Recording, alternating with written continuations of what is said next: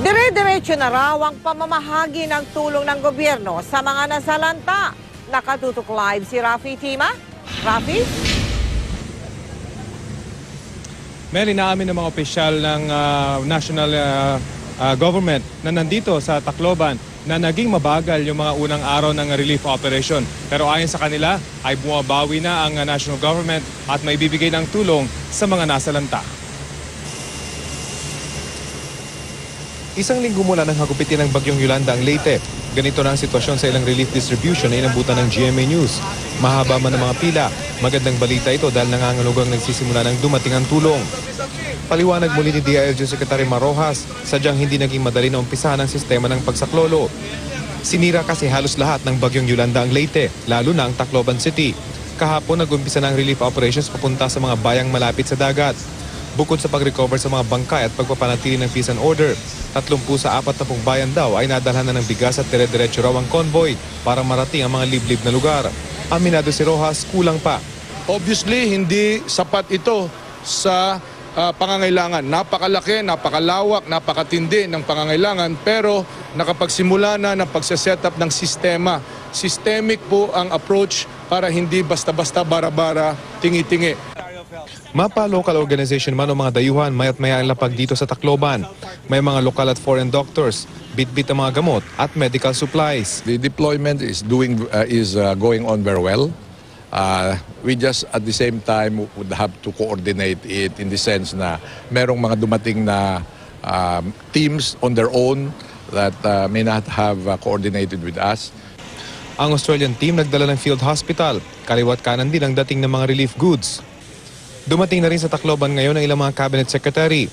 Sabi ni Energy Secretary Carlos Jericho Petilla, inaasahan na ang pagdating ng supply ng gasolina at diesel dito. Bibilhin daw ng gobyerno ang mga supply at ito ang magmamando para mabigyan prioridad ang pagtulong ng iba't ibang ehensya ng pamahalaan. Magbebenta rin naman sa publiko pero limitado lang hanggang 5 litro. Bukas daw may mga darating para ayusin ang linya ng kuryente. Prioridad ang mga ospital, kalsada at ang command center. When they start rebuilding the lines and these are operational, we will have a portion of this area na medyo maliwanag. And thanks to the fact that there are large generation capacity ng private sector na nandito. Ang MMDA naman ang mga ngasiwa sa clearing operations sa mga daan. Ang kanilang trabaho, tuloy daw hanggang gabi. Bukod sa Tacloban, napagkasundo umano ng Metro Manila Council na lawakan ang pagtulong sa mga apektado ng bagyo sa Central Visayas. Ang pangako ko, yung major thoroughfares ng Tacloban. Subalit may mga advance party na ako sa Tanawan at sa Palo. May tao na rin tayo sa Basay at sa Giwan. So, i-assess natin yon kung ano pa yung pangangailangan dito.